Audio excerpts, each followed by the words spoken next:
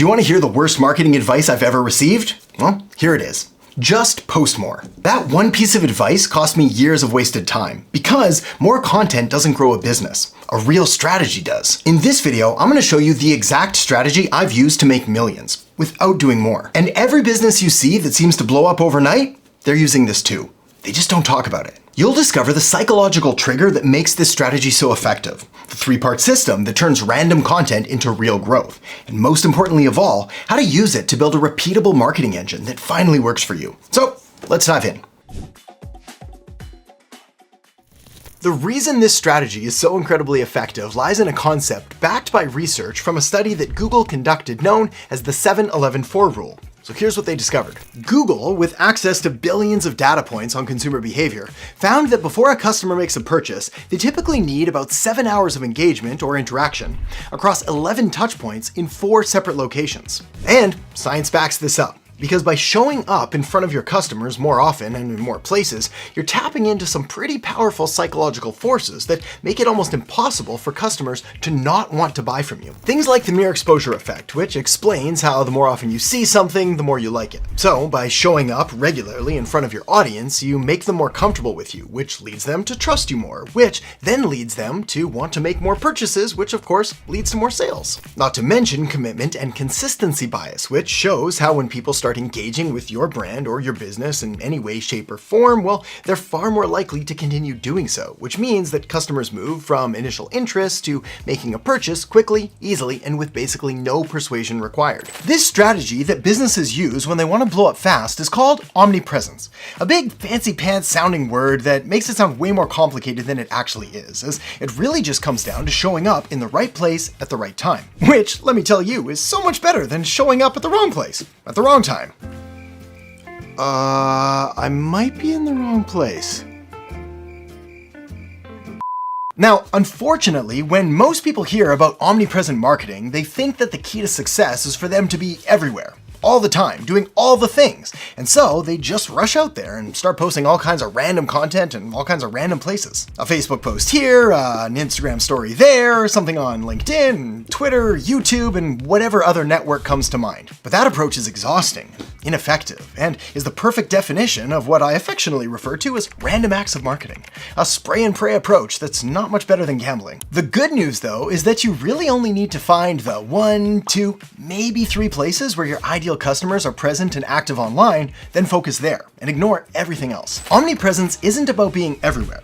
It's about being everywhere your customers are. And that's a very big and very important difference. So now that we've got that covered, let me walk you through a more strategic, more effective, and far more profitable approach than trying to do all the things by focusing on creating less but more focused content and making sure that each message builds on the previous one so that your customer ends up at the end with the clear and very logical conclusion that you, my friend, are the best person to buy from. And now is the best time to buy.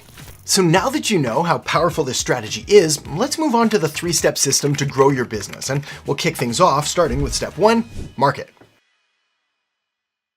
We start with your market first because if you're not crystal clear on who your target market is and who you're talking to, trying to attract, then you might as well be shouting into the void and hoping, wishing, maybe praying a little bit that somebody out there will listen. Bit of a spoiler here, but they probably won't. And even if they do listen, well, they probably won't buy. So that's where your ideal customer avatar, or ICA, comes into play. Think of your ICA as the marketing equivalent of a GPS. Without it, driving blind and could very well be headed for a very nasty crash. Now, you might be wondering, what exactly is an ICA? Well, great question, my friend. Your ICA is a detailed, borderline creepy profile of your dream customer. It's not just a vague idea of who might be interested in your business. Rather, it's a fully fleshed out persona based on as much data and research and experience as you can get. So what exactly goes into creating an ICA for your business? Well, let's break it down now. First are demographic details. These are the basic things like age and gender and income and occupation, education level. It's the information that you can usually get from a quick glance at someone's Facebook profile. Not that I'm advocating for Facebook stalking, of course. Next is geographic, like what city, state, province, or country do they live in? Are they city dwellers who thrive in the hustle and bustle?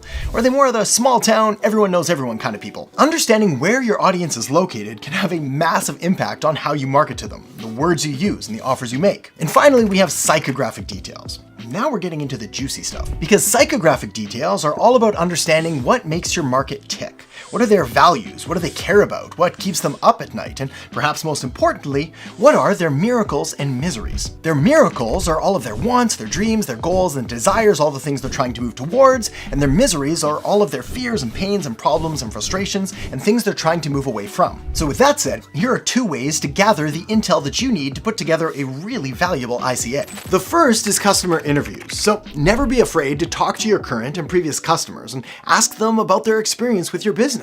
What did they like? What did they not like? What challenges were they facing before they found you? These insights are pure gold. The next option to get more information on your ICA is the top 20% customer audit. Here you want to take a look at the top 20% of your customer base, the people who rave about you to anyone who will listen and wouldn't dream of going to your competitors. Well, what do they all have in common? What makes them such loyal fans? You can then use this information to help build your ICA. Now, here's the deal, and a bit of a truth bomb for you that you may not want to hear. But the fact is that creating an ICA isn't just some fancy pants exercise in order to make you feel like a marketing genius. It's actually essential, because when you know exactly who you're talking to, your marketing becomes laser focused. Instead of spraying your message all over the place like a garden hose with a mind of its own, but instead of spraying water, the hose would be spraying money all over the place. Oh no, my money! Well, instead of that, you're speaking directly to the people who actually care enough to listen and ultimately buy something from you. Okay, moving on to step 2, the message.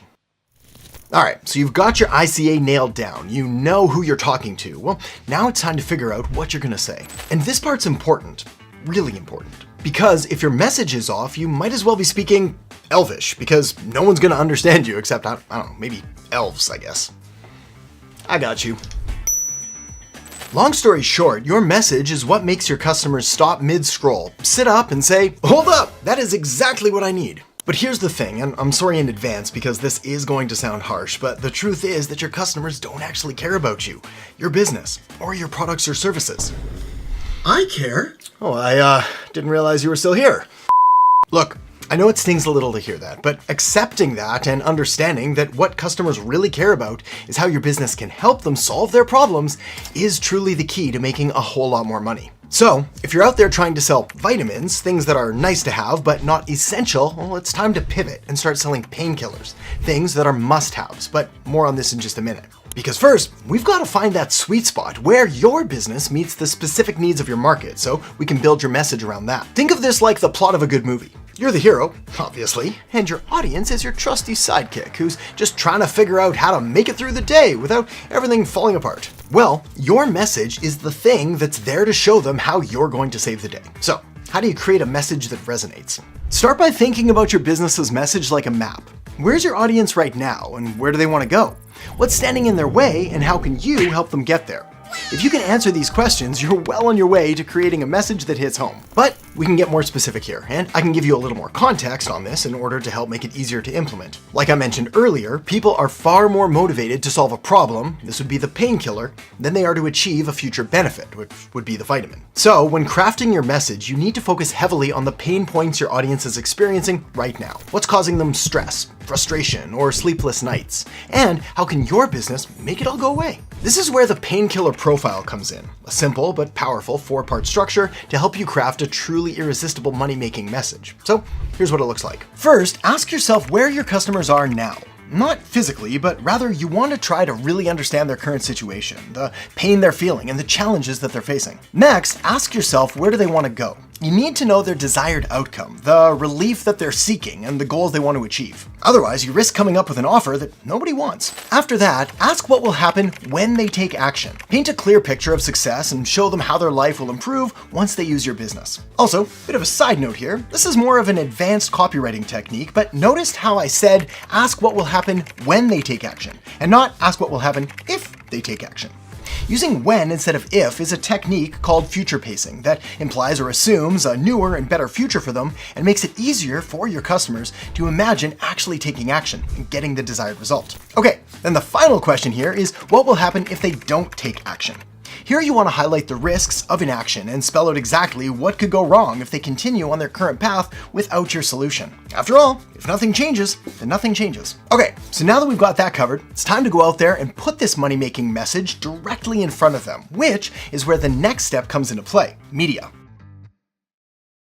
So, you've got your market and message nailed down. You know who you're talking to, and you've got something to say that your customers are actually going to care about and listen to, and hopefully buy from. Now, where do you deliver that message? And no, I'm not just talking about deciding whether to post on Facebook or Instagram, though that is part of it. You see, choosing the right media is all about understanding where your audience hangs out and how they consume content. And the method I use to do this is something called search versus discovery. First things first, you need to decide whether your audience is in search mode or discovery mode. If they're actively looking for a solution, like Googling how to stop my dog from chewing the furniture, then you want to be there with some killer SEO, a Google ad, or even a YouTube video. Search media is where your audience is actively seeking you out, and your job is to make sure that your business is easy to find. So that's search. On the flip side, if your audience is just browsing, casually scrolling through Instagram, or checking out Facebook, or watching cat videos on YouTube, well, then they're in discovery mode. Here, your job is to catch their eye and create a spark of interest. You want to be that unexpected delight in their day, like finding a $20 bill in an old jacket pocket. Discovery media is where you're putting your message in front of people who didn't even know that they needed it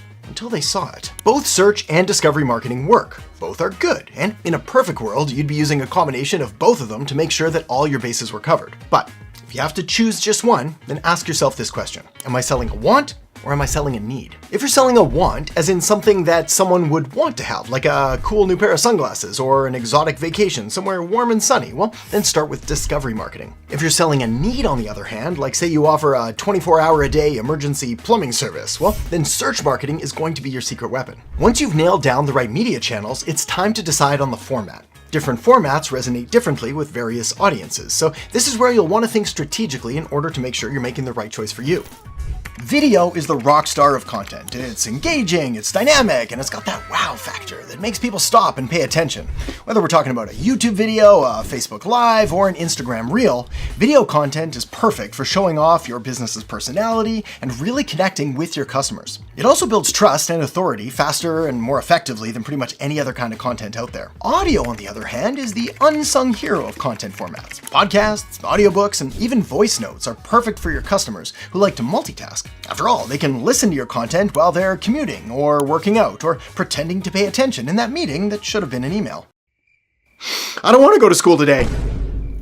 Then, finally, we have text, the reliable friend who's always there when you need to dive deep into a topic. Not to mention that blogs and articles and social media posts still pull their weight, especially when it comes to SEO and sharing your expertise with the world. Plus, text content is easy to repurpose into other formats, like turning a blog post into a podcast episode or even a video script. That said, getting the most bang out of your marketing buck is the goal, and it should be, then video is still probably the best place to start, as let's say you create a killer video for YouTube, well, that video can easily be turned into a podcast episode, a blog post, and enough social media snippets to keep your followers entertained for weeks. And if you're looking for even more ways to grow your business and get more customers and make more sales, then you're definitely going to want to check out the video that I've got linked up right here. That is packed full of some of my very best marketing tips, tricks, and tactics. So feel free to tap or click that now, and I'll see you in there in just a second.